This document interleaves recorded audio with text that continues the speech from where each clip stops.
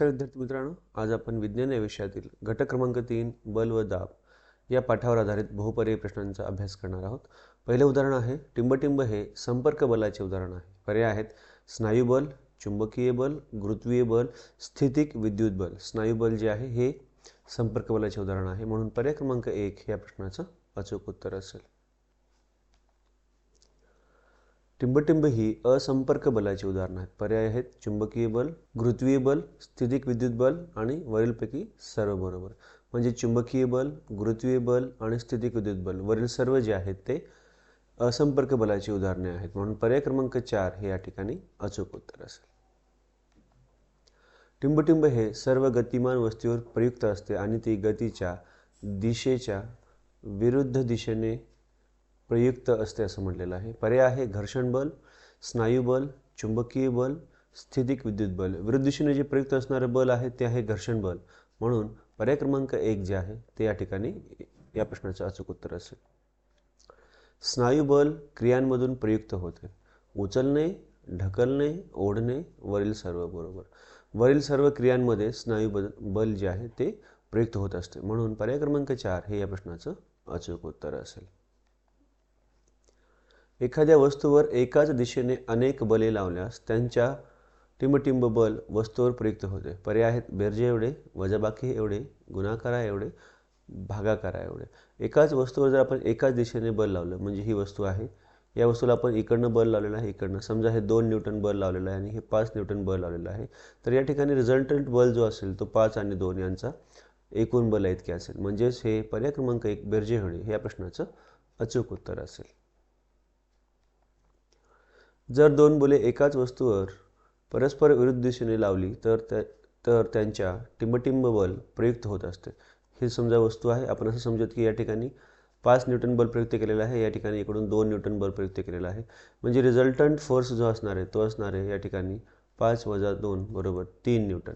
म्हणजेच जर 2 बले एकाच वस्तूवर परस्पर विरुद्ध बाजूने लावली तर त्यांच्या टिंबटिंब वस्तूवर बल प्रयुक्त होते, म्हणजे त्यांच्या वजाबाकी एवढे किंवा फरका एवढे बल हे प्रयुक्त होत असते विरुद्ध दिशेने लावल्यानंतर, म्हणून पर्याय क्रमांक 2 फरका इतके ह्या प्रश्नाचं अचूक उत्तर असेल।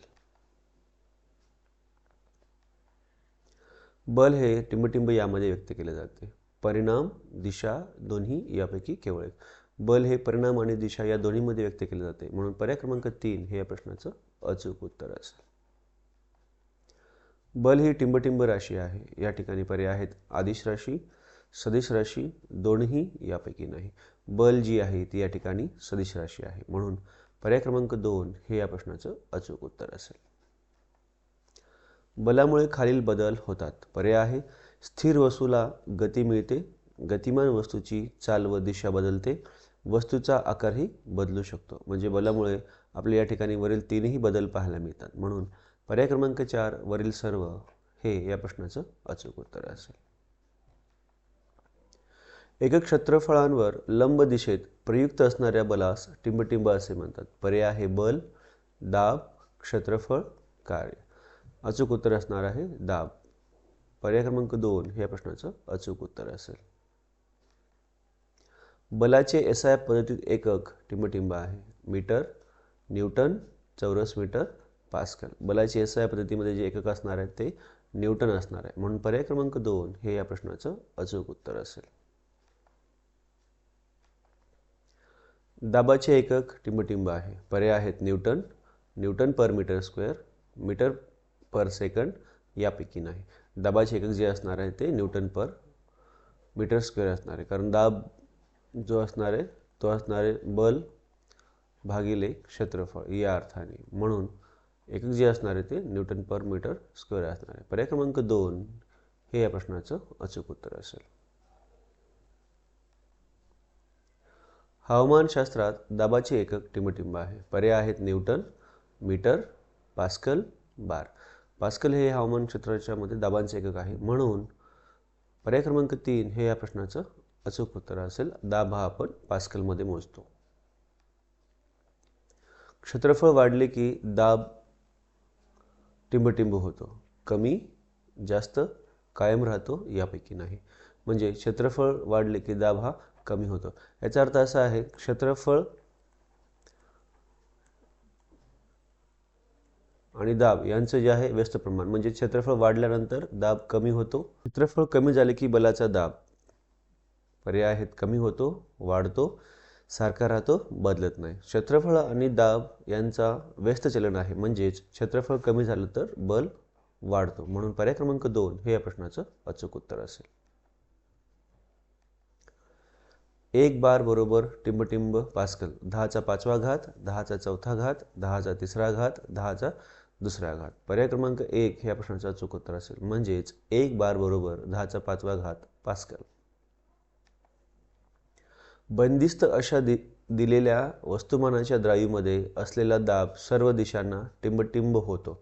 पर्याय आहेत कमी, जास्त, समरूपाने, यापैकी नाही. म्हणजे बंदिस्त अशा दिलेल्या वस्तुमानाच्या द्रावीमध्ये असलेला दाब जो आहे तो सर्व दिशांना समरूपाने प्रयुक्त होतो. म्हणून पर्याय क्रमांक 3 हे या प्रश्नाचे अचूक उत्तर असेल.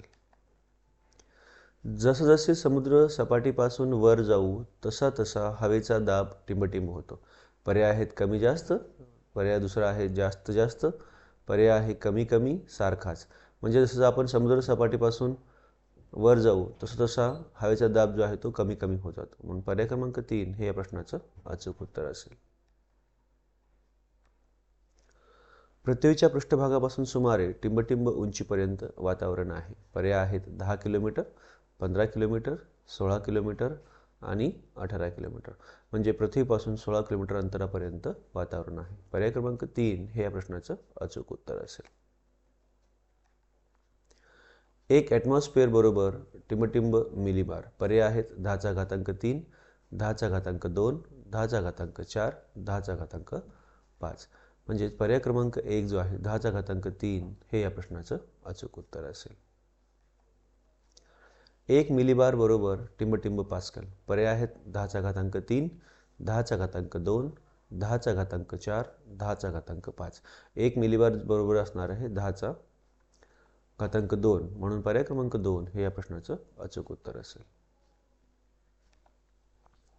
वातावरणीय दाब टिंबटिंब किंवा टिंबटिंब या एककामध्ये सांगितला जातो. पर्याय आहेत मिलीबार, हेक्टोपास्कल, दोन्ही यापैकी नाही. म्हणजेच वातावरणीय दाब जो आहे तो मिलीबार आणि हेक्टोपास्कल या दोन एककात सांगितला जातो. म्हणून पर्याय क्रमांक 3 जे आहे ते या ठिकाणी अचूक उत्तर असेल.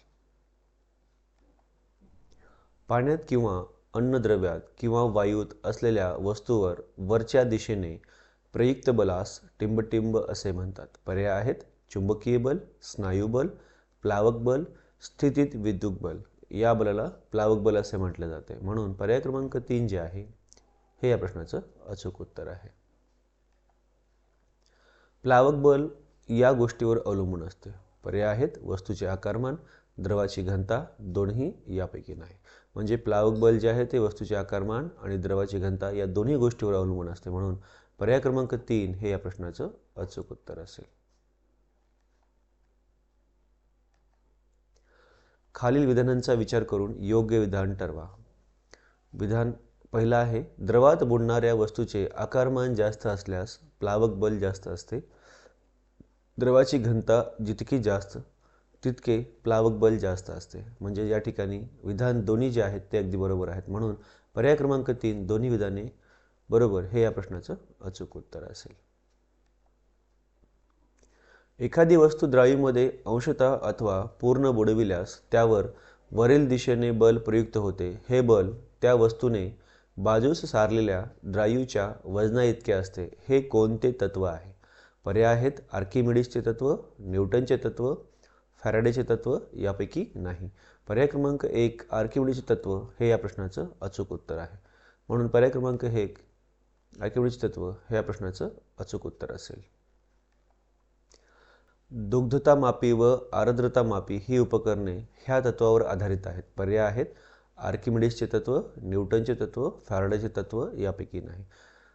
हे दोन्ही उपकरणे जे आहेत ते आर्किमिडीसचे तत्व यावर आधारित आहेत. म्हणून पर्याय क्रमांक 1 ह्या प्रश्नाचं अचूक उत्तर असेल. घनता बरोबर वस्तुमान छेद आकारमान, दाब छेद आकारमान, वस्तुमान छेद बल, वस्तुमान छेद सेकंद. घनता जी आहे ती वस्तुमान छेद आकारमान हे आपण अशा प्रकारे दर्शवतो. म्हणून पर्याय 1 हे या प्रश्नाचं अचूक उत्तर असेल. घनतेचे एकक SI पद्धतीत टिंबटिंब आहे. Kilogram per metre cube, gram per metre cube, newton kilogram per metre cube, newton per metre cube. घनता जी आहे किलोग्राम पर मीटर क्यूब या एककात दाखवली जाते. म्हणून पर्याय क्रमांक 1 हे या प्रश्नाचं अचूक उत्तर असेल.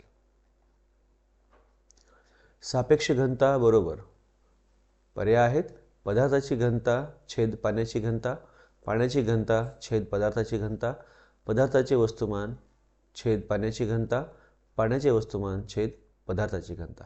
म्हणजे सापेक्ष घनता जी आहे पदार्थाची घनता आणि पाण्याची घनता यांचे गुणोत्तर असते. म्हणून पर्याय क्रमांक 1 जे आहे हे या प्रश्नाचं अचूक उत्तर असेल. टिंबटिंब हे समान राशींचे गुणोत्तर प्रमाण असल्याने यास एकक नाही असं म्हटलेलं आहे. पर्याय आहेत सापेक्ष घनता, पदार्थाची घनता, पाण्याची घनता.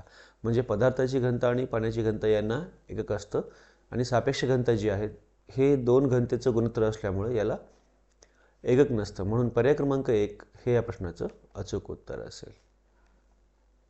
टिंबटिंबला पदार्थाचे विशिष्ट गुरुत्व म्हणतात. पर्याय आहेत सापेक्ष घनता, पदार्थाची घनता, पाण्याची घनता. सापेक्ष घनतेलाच आपण विशिष्ट गुरुत्व असंही म्हणतो. म्हणून पर्याय क्रमांक 1 हे या प्रश्नाचं अचूक उत्तर असेल. परीक्षेच्या परिपूर्ण तयारीसाठी चॅनलला लाईक आणि सबस्क्राईब करायला विसरू नका. धन्यवाद.